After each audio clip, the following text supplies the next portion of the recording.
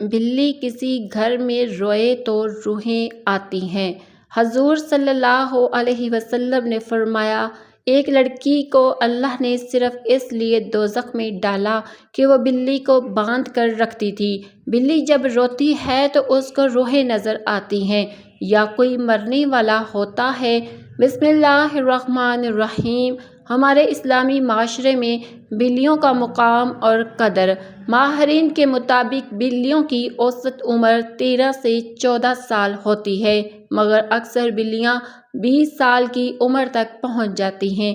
بلیاں اسلام میں قابل احترام جانور ہیں اور انہیں بہترین پالتو جانور سمجھا جاتا ہے۔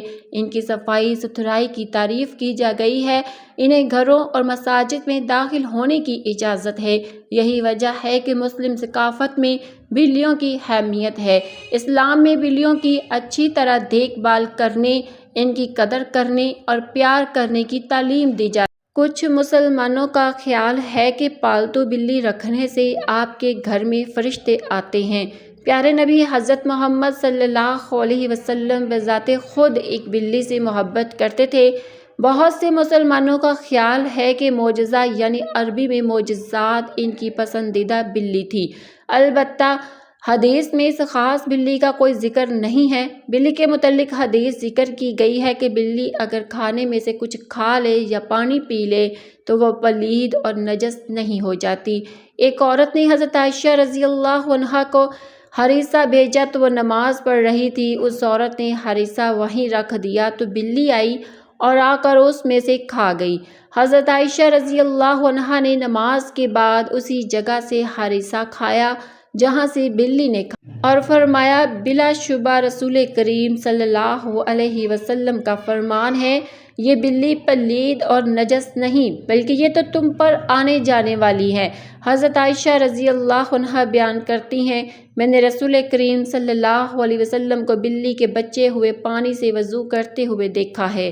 اسی طرح ایک اور روایت میں قبشہ بنت کعب میں مالک جو ابو قتادہ کی بہو ہے وہ بیان کرتی ہیں کہ ابو قتادہ رضی اللہ عنہ ہمارے گھر آئے تو میں نے ان کے وضو کے لیے پانی برتن میں ڈالا تو بلی آئی اور اس سے پینے لگی تو انہوں نے اس کے لیے برتن ٹیڑھا کر دیا یہاں تک کہ اس نے پانی پی لیا۔ قبشہ بیان کرتی ہیں کہ وہ مجھے دیکھ رہی تھی تو انہوں نے فرمایا، کیا تم تحجب کر رہی ہو؟ تو میں نے جواب دیا، جی ہاں۔ تو وہ کہنے لگی، نبی کریم صلی اللہ علیہ وسلم نے فرمایا، یہ نجس اور پلید نہیں بلکہ یہ تو تم پر گھومنے پھرنے والی ہیں۔ دنیا میں 5 جانور اور پرندے ایسے ہیں جن کی دعا اللہ تعالیٰ قبول فوراً کرتا ہے۔ یہ جن کے حق میں بد دعا کر دے تو اللہ تعالیٰ ان کی بد دعا بھی فوراً قبول کر لیتا ہے۔ حضرت سیدنا سلیمان علیہ السلام کو معلوم ہوا کہ کسی شخص نے کتے کو زہر دے کر مار دیا۔ آپ جلال میں آ گئے۔ حضرت سلیمان علیہ السلام اللہ تعالیٰ کے برگزیدہ نبی تھے اور آپ حضرت داؤد علیہ السلام کے فرزند تھے۔ آپ کا نسب حضرت ابراہیم علیہ السلام سے جا ملتا ہے۔ حضرت سلیمان علیہ السلام کو اللہ تعالیٰ نے بہت سی معجزات سے نوازا۔ سب سے بڑا معجزہ یہ تھا کہ آپ جانوروں کی زبان سمجھتے تھے۔ اللہ تعالیٰ نے جانوروں کو آپ کے تابع فرما دیا تھا۔ جانوروں کو، ہوا کو، شیاطین کو اللہ تعالیٰ نے آپ کے تابع کیا ہوا تھا، اور کمال بات یہ تھی کہ آپ جانوروں کی زبان بھی بول لیتے تھے۔ حضرت سلیمان علیہ السلام کو پتہ چلا کہ کسی شخص نے کتے کو زہر دے کر مار دیا۔ حضرت سلیمان علیہ السلام اس شخص کے گھر پہنچے۔ جب اس نے دیکھا کہ شہنشاہ وقت اور نبی میرے گھر میں آئے ہیں تو وہ خوشی سے نہال ہو گیا۔ دستے ادب جوڑ کر عرض گزار ہوا، یا حضور، آپ نے آنے کی زحمت کیوں کی؟ آپ مجھے حکم کر دیتے تو میں سر کے بل آپ کی خدمت میں حاضر ہوتا۔ آنے کی وجہ کیا ہے؟ حضرت سلیمان علیہ السلام نے فرمایا، جلدی کرو، ابھی اور اسی وقت گاؤں والوں کو اکٹھا کرو، میں آپ لوگوں سے کچھ کہنا چاہتا ہوں۔ اگر تم میری نصیحتوں پر عمل کرو گے تو تمہاری دنیا بھی سنور جائے گی، تمہاری آخرت بھی سنور جائے گی۔ اگر تم میری نصیحتوں پر عمل نہ کرو گے تو یاد رکھنا تمہاری نسلیں اجڑ جائیں گی۔ آپ علیہ السلام کے حکم پر سارا گاؤں ایک جگہ اکٹھا ہو گیا۔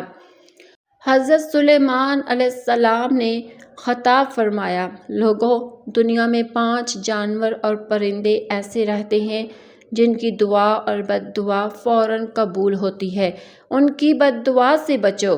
ان جانوروں کی خدمت کرو، ان پرندوں کو پانی پلانا، انہیں دانہ ڈالنا، ان سے دعا لینے کی کوشش کرنا۔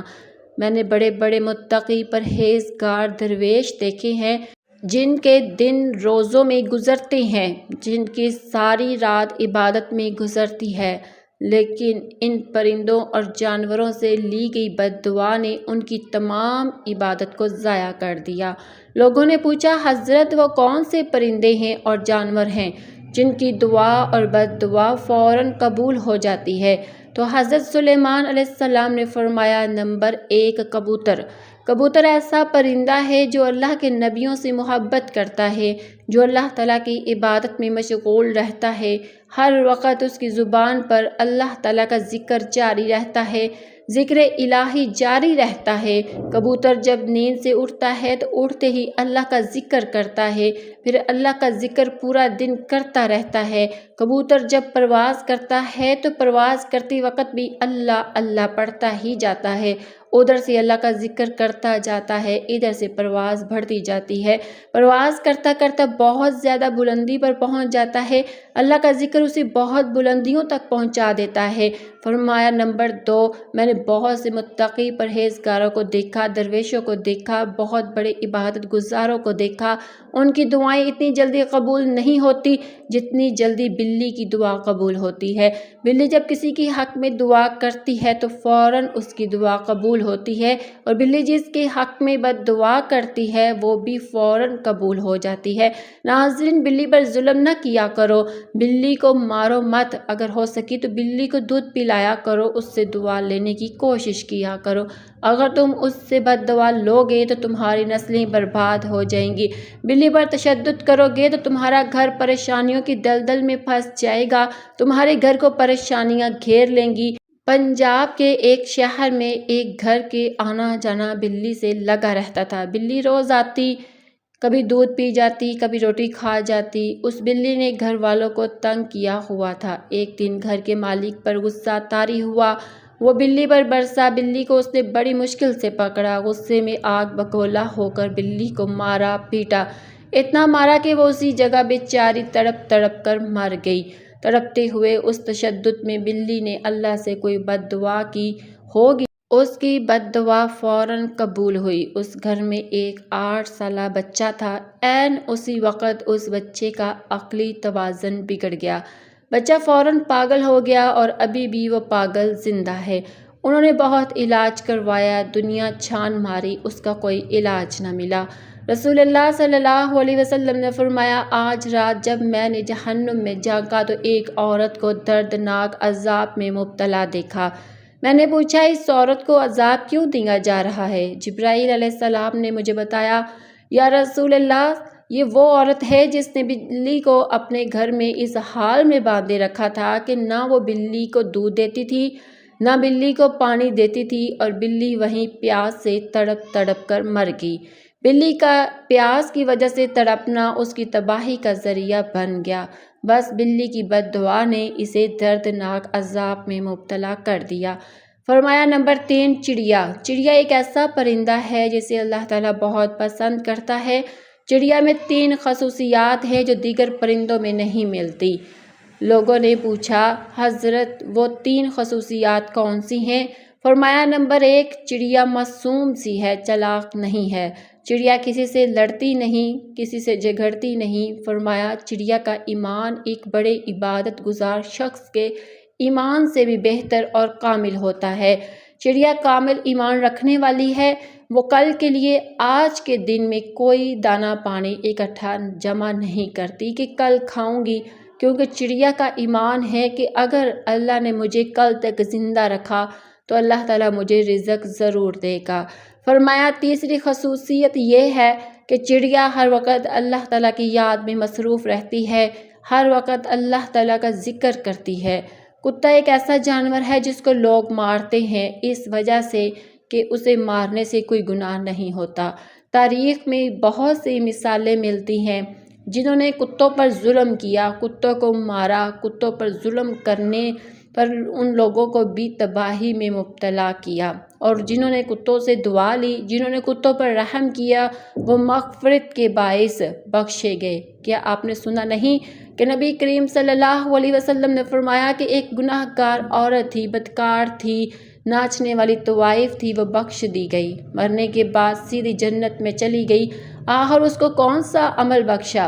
اگرچہ اس نے ساری زندگی نچا کر گزاری، مگر اس نے ایک عمل ایسا کیا جو اس کی بخشش کا سبب بنا۔ اس نے ایک پیاسے کتے کو پانی پلایا۔ اگر انسان کسی پیاسے کو پانی پلائے تو اللہ تعالیٰ اس پر بہت راضی ہو جاتا ہے۔ فرمایا نمبر 5، چیونٹی۔